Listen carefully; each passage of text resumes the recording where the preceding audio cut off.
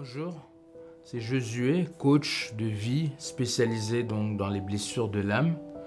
Aujourd'hui, je voulais tout simplement présenter mon livre ou vous donner un aperçu de mon livre. Et le livre que j'ai écrit, donc il est intitulé L'amertume m'a tué. Et pourquoi j'ai écrit ce livre? Premièrement, j'ai écrit ce livre pour une thérapie personnelle et aussi pour apporter un message. Apporter un message à quelqu'un qui a peut-être des blessures intérieures. Dans le premier chapitre, je définis l'amertume. Et donc la définition de l'amertume, c'est tout simplement en fait les cris d'un cœur brisé, les cris d'un cœur meurtri, les blessures qu'on a à l'intérieur de nous, mais qui n'ont pas été traitées. Et au final, on voit donc la répercussion de ces blessures, des blessures émotionnelles. Et l'amertume, c'est aussi donc la conséquence du refus de pardonner. Et moi, dans ma vie, j'ai connu beaucoup de blessures intérieures et j'ai eu beaucoup de mal à pardonner, ce qui a engendré en moi beaucoup de ressentiment, beaucoup de rancœur, beaucoup de colère et une certaine susceptibilité. Et quand on refuse de pardonner et qu'on maintient ces blessures, au final, donc, il y a une certaine peine qui nous ronge de l'intérieur et qui nous submerge. Et il y a aussi donc une colère en fait qui persiste et qui perdure. J'aimerais parler maintenant des causes de l'amertume.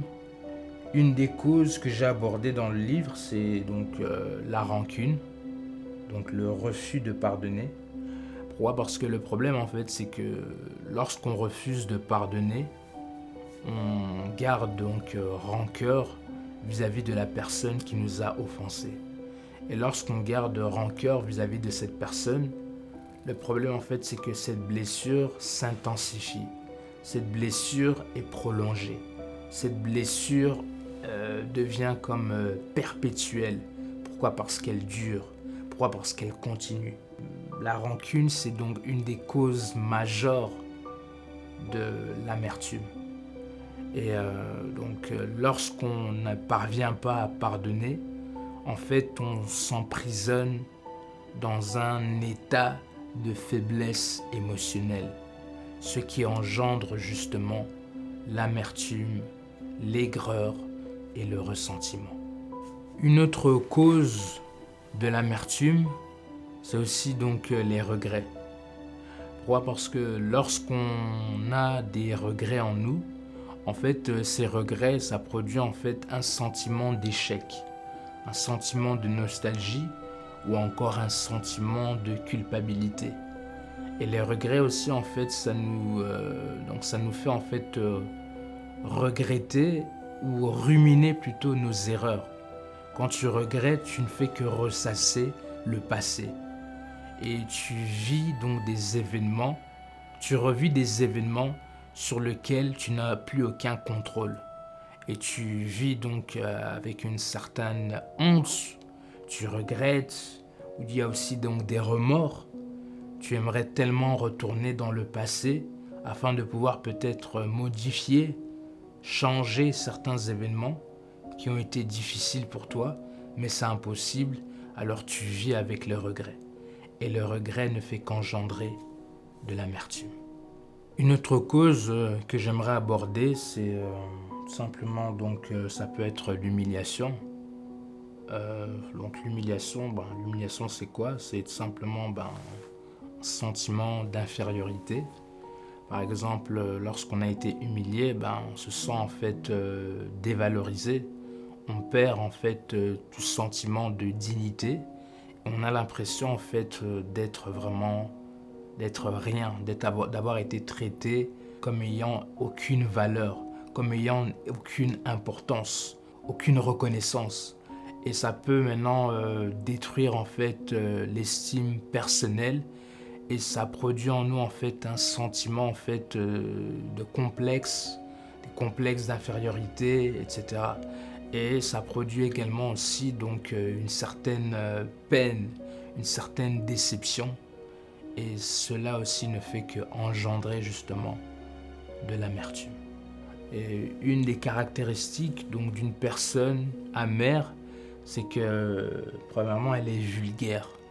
Quelqu'un qui a beaucoup d'amertume, c'est quelqu'un qui est vulgaire. Donc c'est quelqu'un en fait qui, lorsqu'il parle, déjà premièrement c'est quelqu'un, il est très impoli et il ne profère que des injures. Donc en fait quand il parle, en fait c'est comme s'il a un venin, c'est comme s'il a un poison. Pourquoi? Parce que lorsqu'il parle, il a cette tendance à blesser les gens par ses paroles. Par exemple, c'est quelqu'un qui a un sens de l'humour très débordant. C'est quelqu'un qui est ironique. Et c'est quelqu'un en fait qui a tendance à dire ce qu'il pense, mais sans aucune sagesse, sans aucune retenue. Et c'est quelqu'un qui a plus tendance à faire du mal, à dire des mauvaises choses, plutôt qu'à dire des bonnes choses.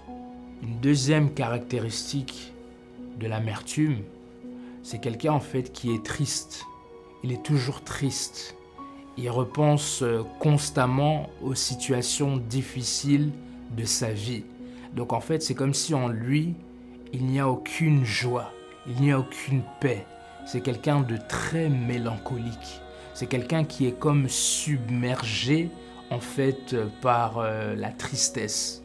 C'est quelqu'un en fait, lorsque tu parles avec lui, il ne te parle que de ses problèmes et il ne voit aucune solution, il ne voit aucune opportunité.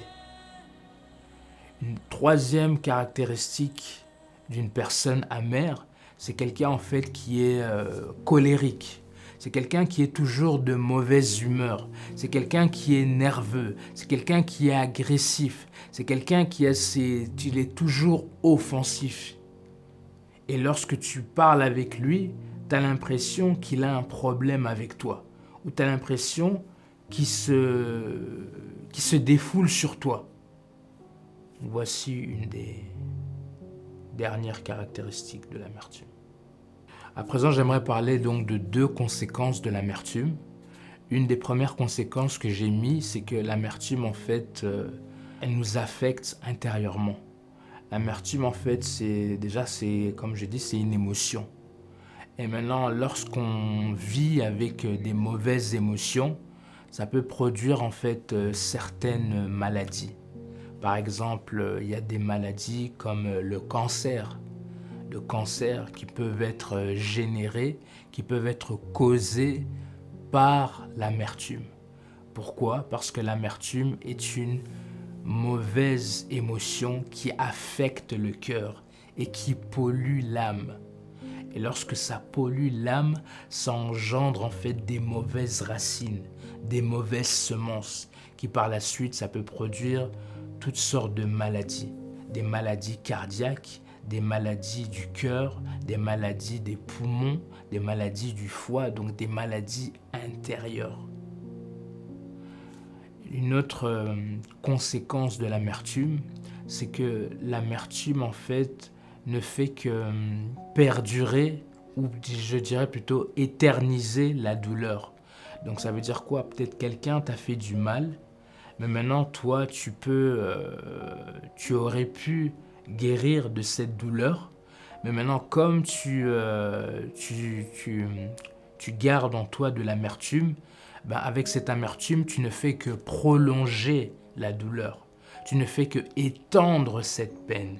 Et c'est alors qu'à la fin, ta douleur devient perpétuelle. Si bien qu'aujourd'hui, on voit des gens, par exemple, après une rupture sentimentale, après un divorce, peut-être 5 ans après, il a toujours mal.